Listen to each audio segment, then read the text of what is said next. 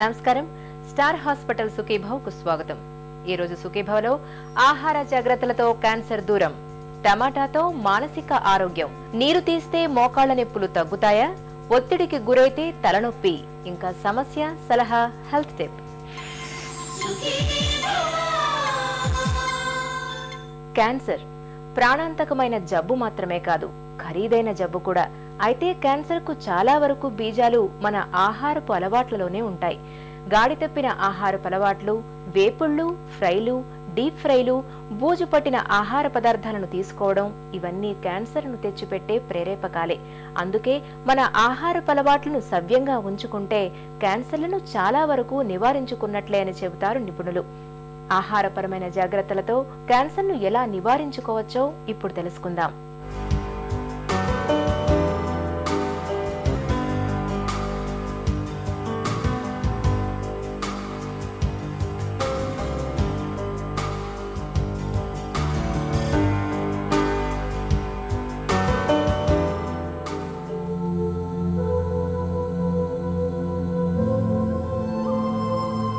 పొగాకు ఉత్పత్తులతో క్యాన్సర్లు వస్తాయి.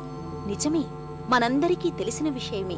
అలాగే అధిక బరువు, స్థూలకాయం, పొగ తాగడం, మద్యపానం, ఇవన్నీ ప్రత్యక్షంగానో పరోక్షంగానో మనకు క్యాన్సర్లను తెచ్చిపెట్టేవి.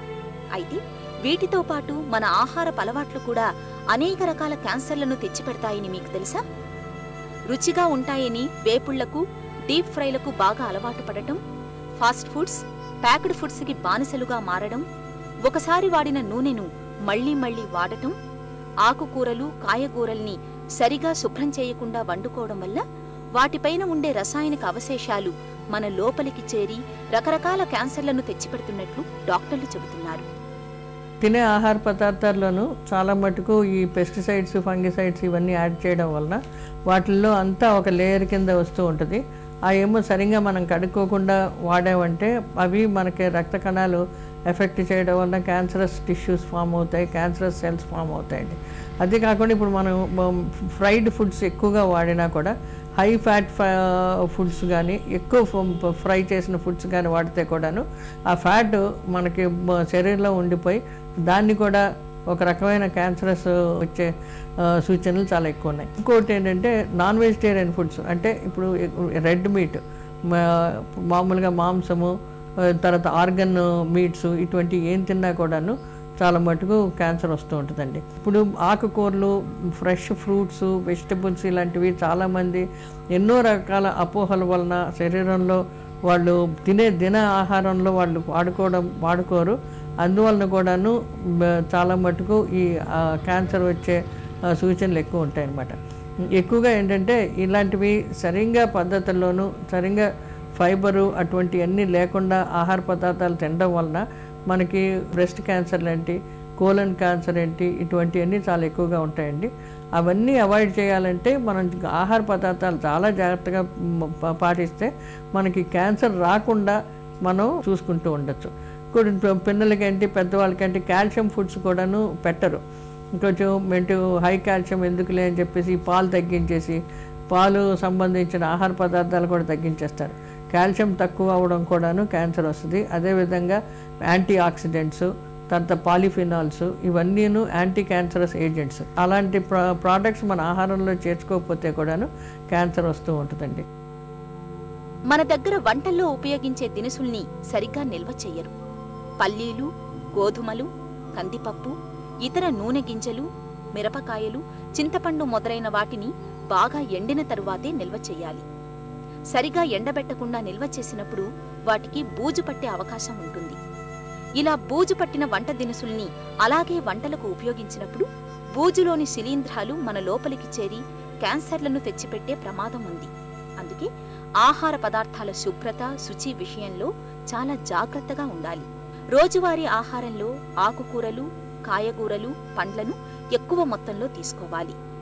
ఉల్లి, వెల్లుల్లి, క్యాబేజీ, టమోటా, యాపిల్, నారింజ, పెరుగు, ఓట్స్, డ్రై ఫ్రూట్స్, వీటిలో క్యాన్సర్లను నివారించే రసాయనాలు పుష్కలంగా ఉన్నాయి. వీటిని తరచూ తీసుకోవాలని చెబుతున్నారు డాక్టర్. క్యాన్సర్ అన్న వ్యాధి రానివ్వకుండా ఉండాలంటే కొన్ని ఆహార సూచనలు పాటించాలి. ఇందులో ముఖ్యంగా ఏంటంటే మనం ఎటువంటి క్రొవ్వు పదార్థాలు తింటున్నాం అన్నది చాలా ఇంపార్టెంట్ అండి. ఇప్పుడు ఎక్కువ హైడ్రోజనేటెడ్ ఫ్యాట్స్, ఈ డాల్డా అటువంటివి చాలా తక్కువ వాడాలి.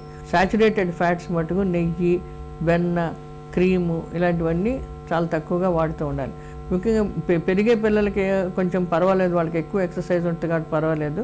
అడల్ట్స్ మటుకు చాలా కేర్ఫుల్గా ఇటువంటివన్నీ బాగా తగ్గించుకోవడం చాలా ఇంపార్టెంట్ అండి. తర్వాత బ్లెండింగ్ ఆఫ్ ఆయిల్స్ ఇంపార్టెంట్. ఒకటే నూనె కాకుండా 2-3 రకాల నూనెలు ప్రతి నెల వాడుకుంటూ ఉంటే దీంట్లో ఉన్న పదార్థాలు దాంట్లో లేకపోవచ్చు, అందులో పదార్థాలు ఇందులో ఉండకపోవచ్చు. కాబట్టి అన్నీ కలిపి మనకు సమన్వయ డైట్ దొరుకుద్ది. అందుకని ఏ రకమైన నూనెలన్నా ఒక 2-3 రకాలు వాడుకుంటూ ఉంటే చాలా మంచిది. హై ఫైబర్ డైట్ వాడుకోవడం, ఎంత లేదన్నా రోజుకి ఒక 25 గ్రాములు పీచు ఉండేలాగా చూసుకోవాలి మన ఆహార పదార్థాలు.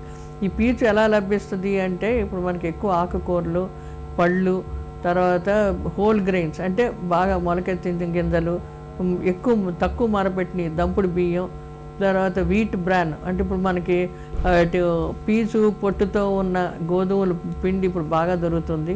అటువంటి పిండి ఇలాంటి ఏం వాడినా కూడాను మనకు కావాల్సినంత ఫైబర్ వస్తూ ఉంటుంది. కాబట్టి అది మనకి మలబద్ధకం అంటూ ఉండదు.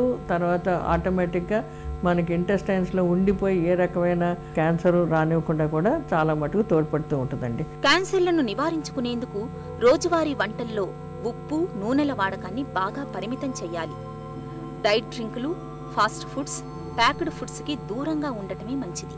వేపుళ్ళు, డీప్ ఫ్రైలు, ఇనుప కడ్డీలపై కాల్చిన మాంసం వల్ల మన శరీరంలో క్యాన్సర్ కారకాలు పెరుగుతాయి. సాధ్యమైనంత వరకు వీటికి దూరంగా ఉండాలి. కాయకూరలు, ఆకుకూరలపై ఉండే రసాయనిక అవశేషాలు తొలగిపోయేందుకు వీలుగా వాటిని 15 నిమిషాల పాటు ఉప్పు కలిపిన నీటిలో ఉంచి ఆపై శుభ్రం చేసుకుని వంటలకు వాడుకోవాలి.